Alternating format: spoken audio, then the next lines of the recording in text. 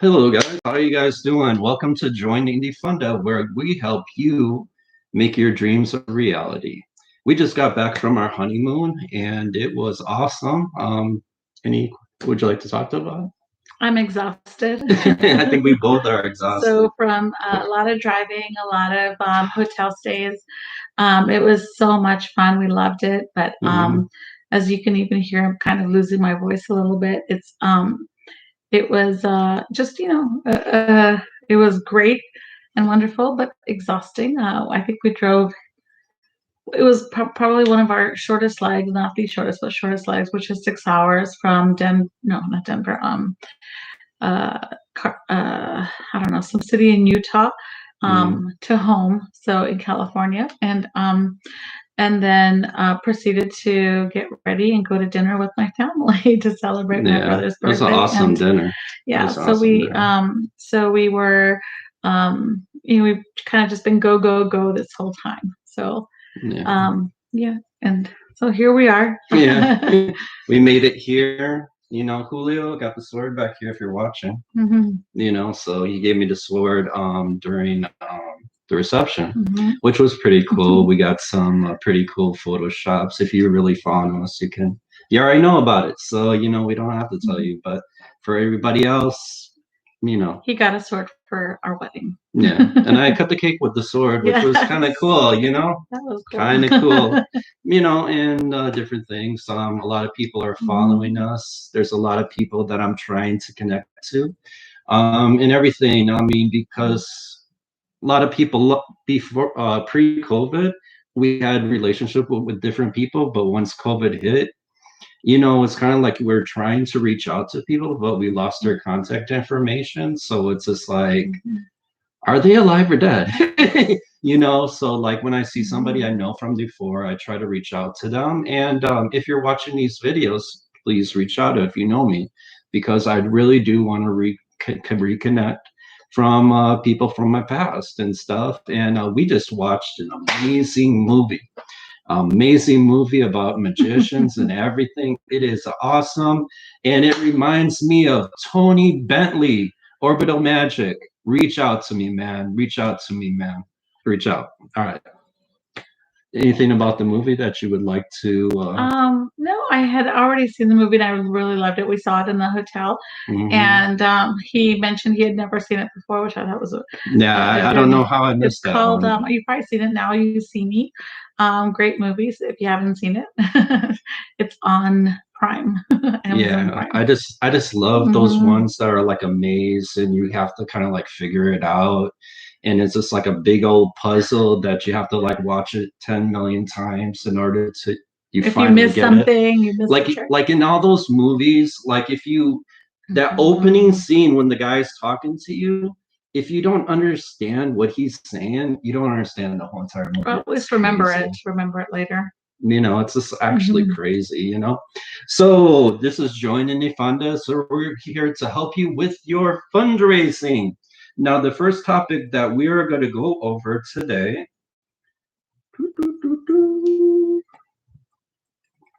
some think fundraising is snarky like begging or hitting people up. What do you think about that? That's exactly what I think. Okay, well, I don't necessarily like fundraising, and this was kind of a difficult topic for us because I don't mind fundraising when you're working for funds, but I don't like asking people for money. Um, just it feels like a handout. yeah, Hmm. you know. Also, I want to do a shout out for Beach. I hope you're watching. Hope you're watching. Hey, Beach. Let's make some music together. Nothing but the jazz, man. Nothing Okay. but the jazz. I like it when a good plan comes together, and our plan is about to come together. So that's a good Mhm. shout out for you. Well, I disagree. I don't feel that fundraising is begging because one, I work tours at Hollywood Boulevard, and basically you basically you're kind of asking them to go on a tour, but you're basically selling your personality. What do you feel about Mhm. that? Using your personality to help sell tours? I I I feel like I'm getting something out of it. If I do buy a tour, I get something out of it. Hmm. I like taking tours when we go to different cities and then we Hmm. go to museums Yeah. and visit new uh, just places of interest. I love hearing about the place. I love hearing about the history and the background, and so I feel like I'm getting something out of it. Okay. So. Okay. Like one key thing that I found about fundraising, and I Mhm. found about basically like the whole like film industry in general, and I'll go through a lot of these topics, but it's kind of interesting because when I Mhm. was working tours and stuff, the best sales I've ever gotten, I wasn't even trying to sell the tour. I was basically asking them questions like, where are you from? Like I wanted to know what it is Mhm. like at their country. Like literally, I'm at the booth, just seeing like everything transpire in Hollywood Boulevard, which is like the amazingest show ever. If anybody's been on Hollywood Boulevard, if you just sit there for like 8 hours a day and like watch it, it is the most amazing it'll blow your mind what goes on the Hollywood Boulevard. I don't know what it's like right now. I'm kind of interested in finding out what it's like right now, but when I was working there, it was amazing. In a good way, in a bad way. In all the ways.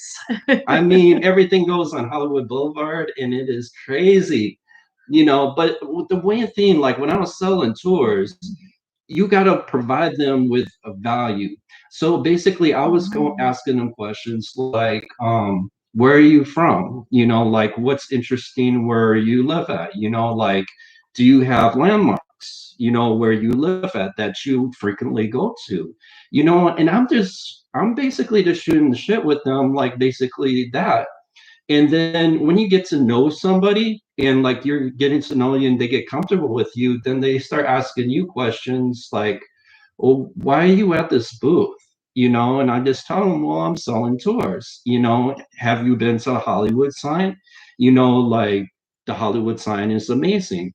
And then I ask them, like, do you want an adventure? Because I can tell you how to hike to the Hollywood sign, or I can take you on a tour to the Hollywood sign, depending upon if you want to sit in a bus or if you want to actually have an adventure and do a hike or do a bike tour.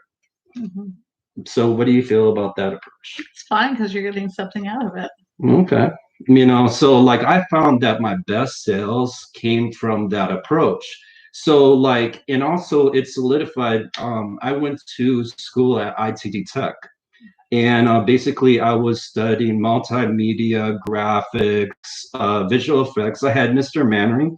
Beach, if I'm wrong about his last name, because I always forget his last name, correct me on this and put it in the comments below.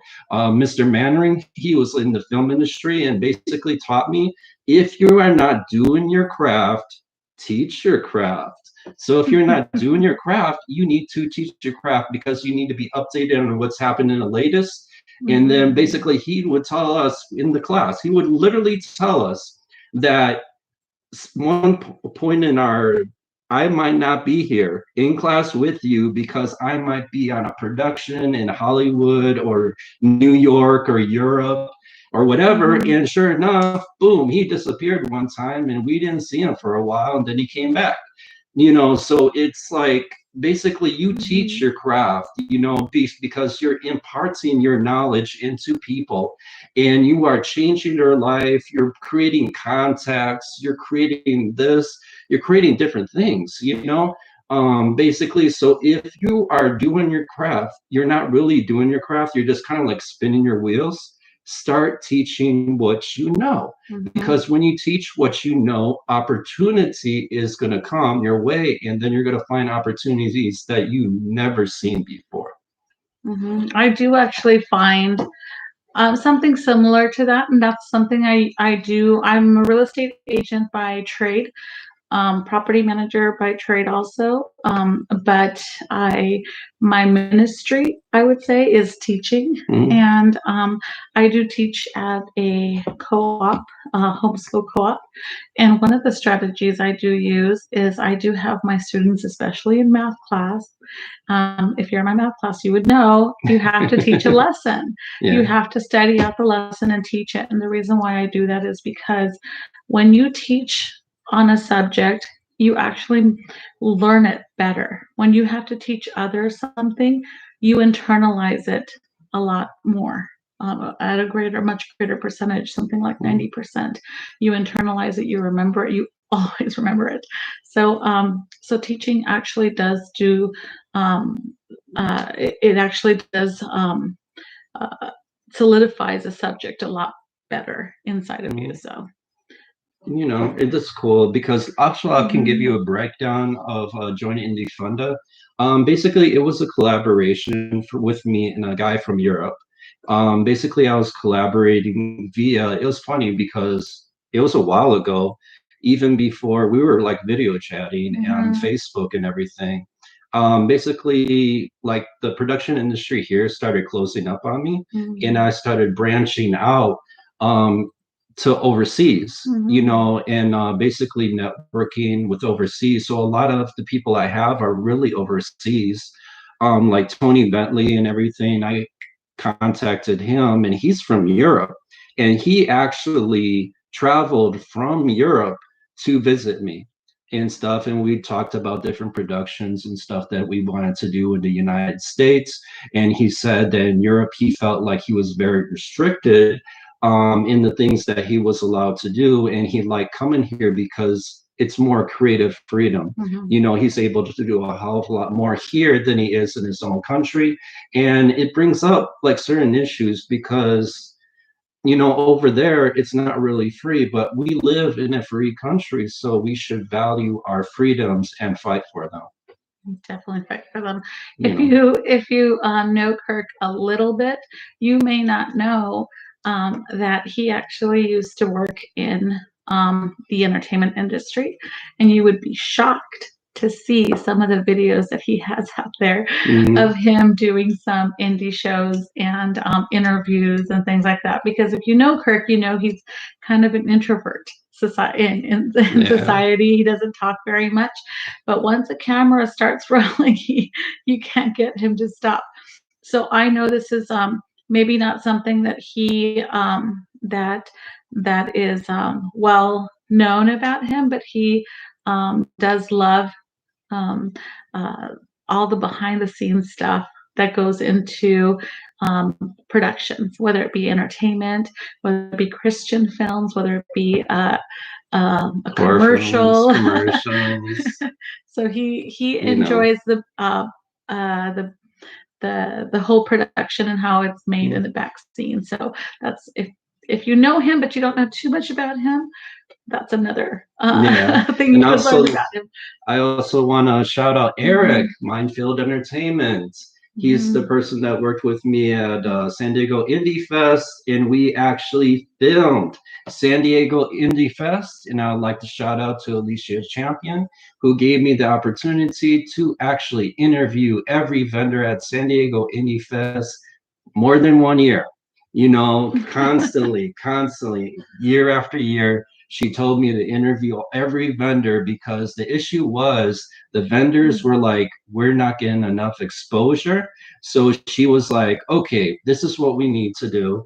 And I met her because I designed one of her websites. So basically, I came over there for an interview and I was like, okay, this is how the website should be. And I met her mom, I met everybody. And then she was like, I love your personality. Let's interview like everybody and see what happens.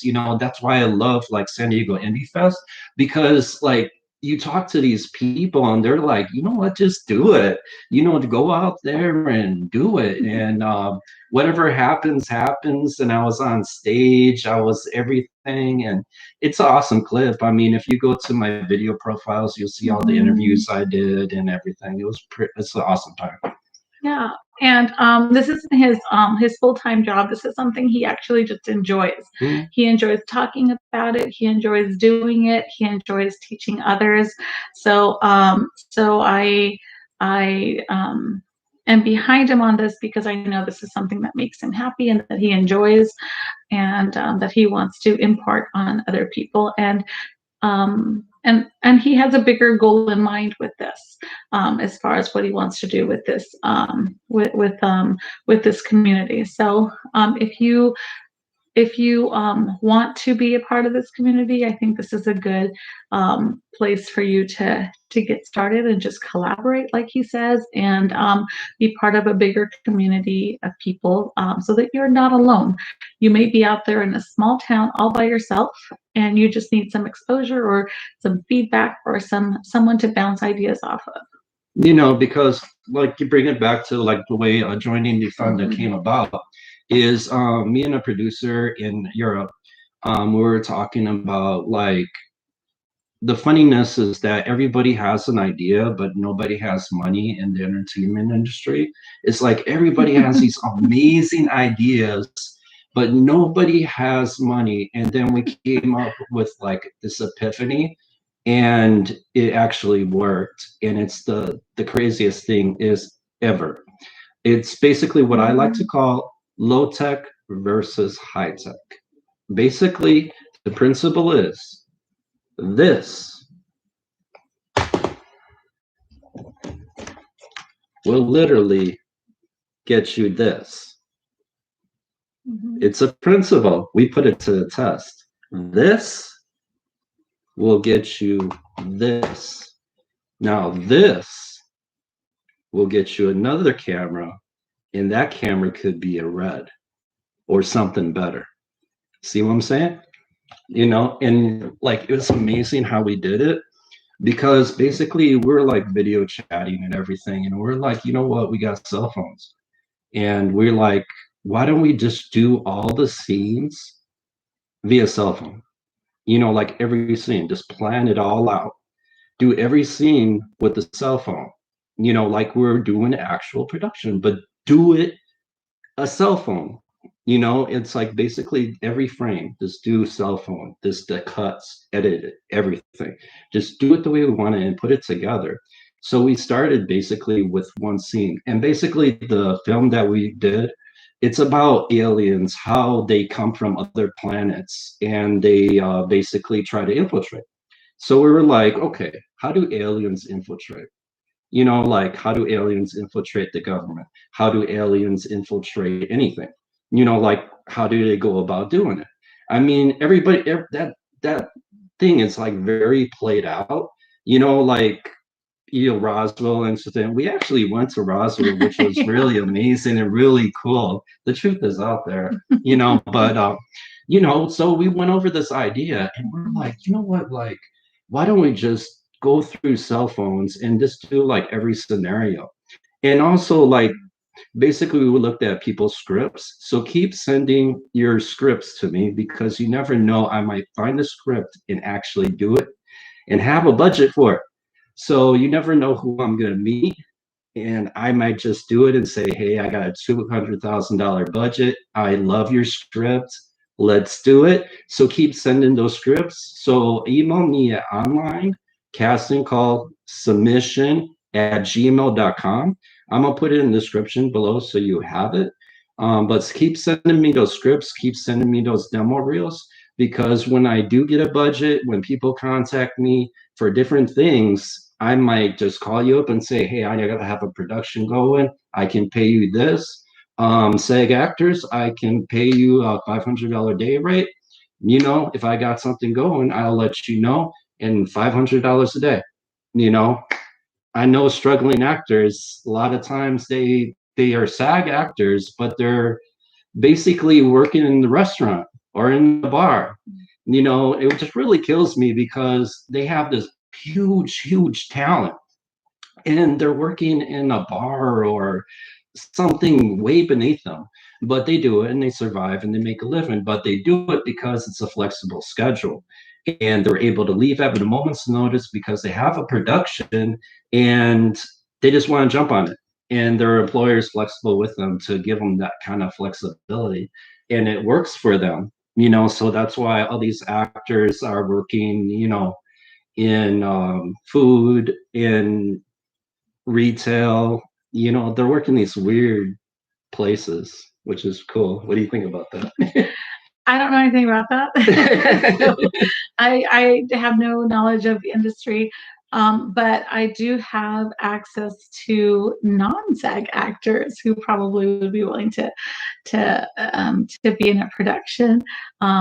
So I can, if we don't have if we don't have a big budget, then we can always utilize non-SAG actors. There's a mixture of both because we could do low budget SAG, which gives us a lot of different opportunities. So, like, basically, low budget SAG is when you take $200,000 and that's your budget, right? And then you use. Seems like a lot. No, it's actually a low amount when it comes down to it. So you get a $200,000 budget, right? Now you take $20,000 of that budget for a SAG actor, right?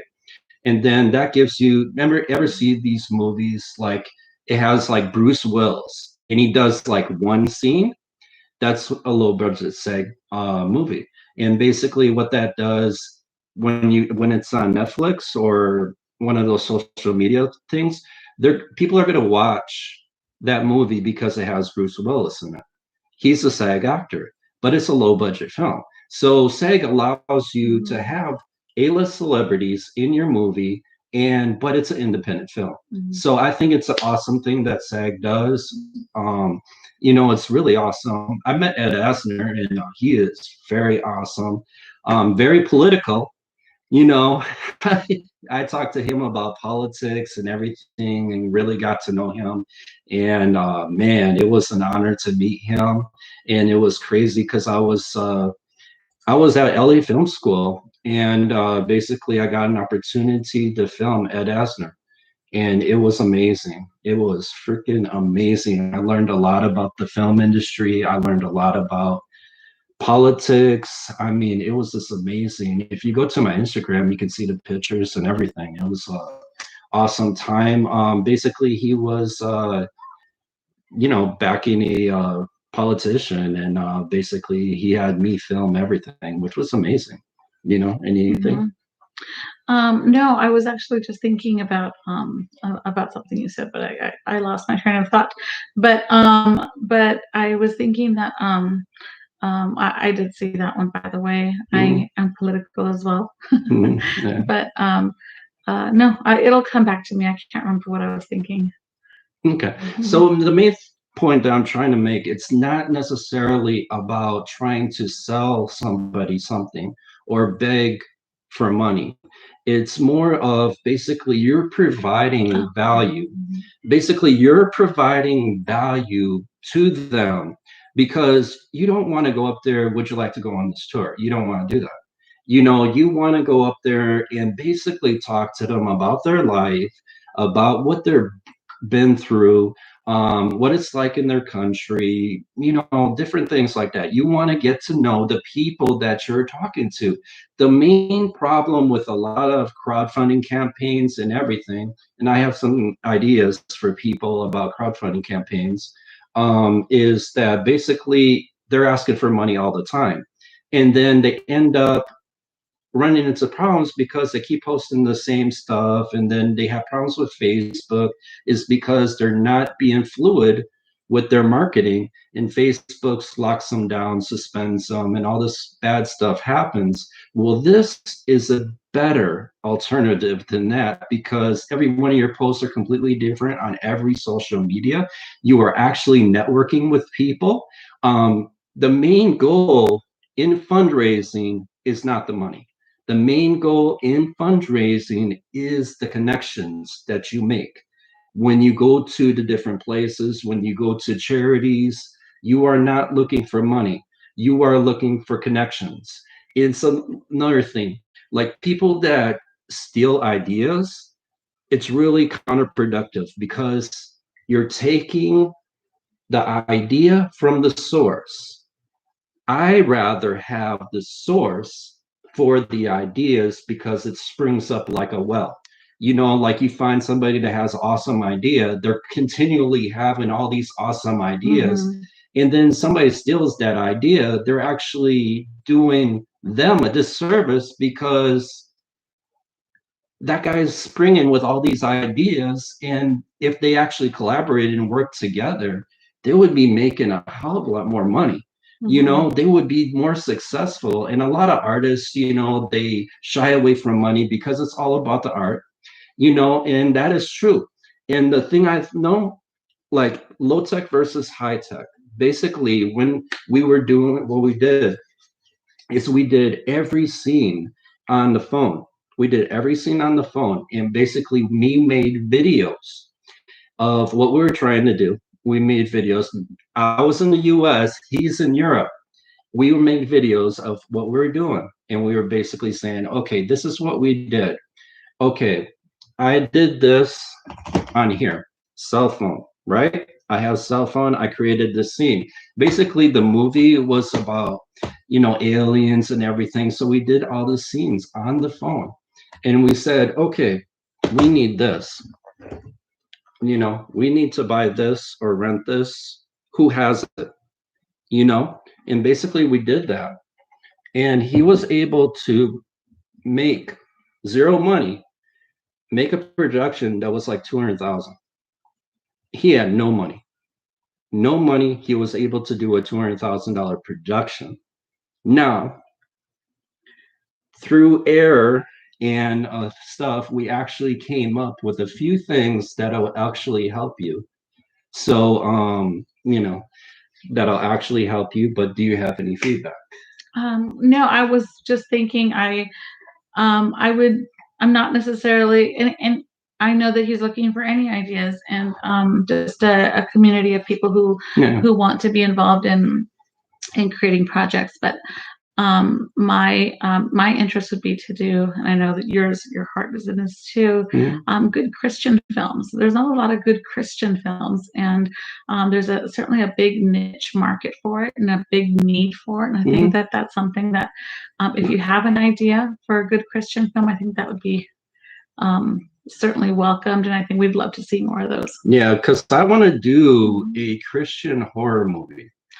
I want to do a Christian horror movie because Poltergeist, all these movies with the Catholic priest, just does something to me. Like it just like grieves my spirit. I just want to like. Because the demon, the demon always wins. Yeah, like demon always wins, and I don't think that's actually I don't correct. like horror movies. He's the horror movie enthusiast, but well, that's Mr. Mannering's fault because he got me into like basically visual effects. He got me into like how to do special effects, how to do different things. I That's where I kind of like fell in love with like horror movies and different things because all the visual effects, the pyrotechnics, everything that goes in is just so intricate, and the different programs that you use like 3ds Max, different visual effects. I actually had like Houdini and a lot of these like visual effects softwares on my computer, and it was amazing. Some tips that we found when we're doing initially joining the Funda and we're doing that film production is there's actually a ratio before you do your crowdfunding campaign or whatever campaign. There's actually a ratio that you need to have. Basically, whatever your budget is, let's say your budget is $100,000, you need $50,000. So basically, whatever your budget is, cut it in half. Whatever your budget is, cut it in half and make sure you get that before you do your crowdfunding campaign. Now, the reason for that, now it doesn't matter what your budget is, this as long as you cut it out for half. So if it's 100,000, then basically whatever's in half you should have before you do the crowdfunding campaign. Now, also with the 100,000 scenario, because we tested it, the first 3 days of the crowdfunding campaign, have somebody contribute $20,000. All right. And then in the meantime, in little amounts, somebody invests the $10,000 from the beginning of the campaign to the end of the campaign. Now, in the middle of the campaign, somebody invests another $20,000. Now, you ask, why would you do that? The answer is hype. When the investor is looking at the crowdfunding campaign, they want to see some hype. It's just like the stock market and everything. The investor wants to get excited about the investment. He wants to look at the story, so have a very compelling story. It's all about the story. That's why I said low tech versus high tech. It doesn't matter what you're using. You can use a phone, you can use a red camera. It doesn't matter. It's all about the story. You basically want to compel somebody like, I loved how you did it with your phone, and I just want to make this a reality. I'm real passionate about it. I just want to give you this. Like, it could be $20 or whatever. That's just, whatever. It's not really about that. But even the better part of it is if you can actually get a connection with them and connect with them, and then you end up having an investor that is helping you with every single one of your productions, because somebody can give you $20 and you never see them again. But the person that's constantly with you, giving you $20 over and over and over because they believe in your productions and what you are doing, that is worth gold. And that's the relationships that you want to develop. You want to constantly have people that are like, you know what, you got another project going, I'm gonna give you 200,000 off the bat. You don't have to worry about nothing because I believe in what you're doing. And like, I have a passion about veterans and stuff because I've gone through a lot of situations, and I know the problems that happens, because I used to be crash fire rescue, I was pararescue and all kinds of stuff. um and I know what it's like when you're like pararescue, crash fire rescue, everything, rescue technician, everything. You're like, you feel that you're invisible until you get out of the Marine Corps. And basically it's a different story, because you will go from pararescue to flipping burgers at McDonald's. And psychologically, it does a roller coaster on you. It does a roller coaster on you, and you're thinking, I was pararescue 2 weeks ago. Now I'm flipping burgers. How did this happen? What did I do wrong? And then there's other things like basically if you're getting out of the Marine Corps, you are not going to get your last paycheck, especially if you're getting disability. I learned that the hard way, because they're going to wait until you get your disability, like $30,000. So basically, that's why a lot of Marines go homeless. And, but I just, this things, little tips that I picked up that I try to help people and learn, how to make better decisions, and basically to be warned, be forewarned, and different things. So that ratio worked for us. Now you could scale it down to basically like let's say you had $1,000, you could scale it down to basically $200, and then $100, which is $500, and do the same thing with a crowdfunding campaign that you only want $1,000. It really doesn't matter the type of campaign, is that you do the campaign. Now, the main thing that I want to say here is basically the most important thing is getting those connections, getting those people, getting those connections, and basically not selling anything. Basically, you're not selling anything. You're trying to compel people to basically say, you know what, I believe in what you are doing. That's the main goal. Sort of like a political campaign. Yeah. Mm-hmm. And I've done a few political campaigns, yes, and different things. And, I'm Republican all the way. I'm Republican all the way. I voted for Trump and everything, so I'm Republican all the way. I believe in what he's doing, and we lost something great. We lost something great, and it's hitting us very hard, and I hope he gets reelected. I really do, but in the meantime, we need to make money because he's going to make money no matter what. And we need to make money no matter what and have an awesome life. And I want to work with you so that we can work together and have an awesome life together. So let's collaborate. Let's collaborate. Anything new? No. No? No. But we're going to keep doing these videos on different subjects. Go to my blog at joinanyfunda.com. There's a lot of information there. Pick through it. This is like basically an open forum. So you can ask questions. We answer whatever questions you have, anything. It's an open forum. We just want to collaborate with you. I have some homework too. It's basically a class. There's homework. I want you to create a blog. I don't care what kind of blog it is. This that you create a blog, and there's a reason for that because I'm gonna help you put together your campaigns. So basically, your homework is to put together a blog. And basically, once you're done with your blog, please post in the comments below your blog, the URL. All right, thank you, and I'll talk to you later. God bless you. Semper Fi.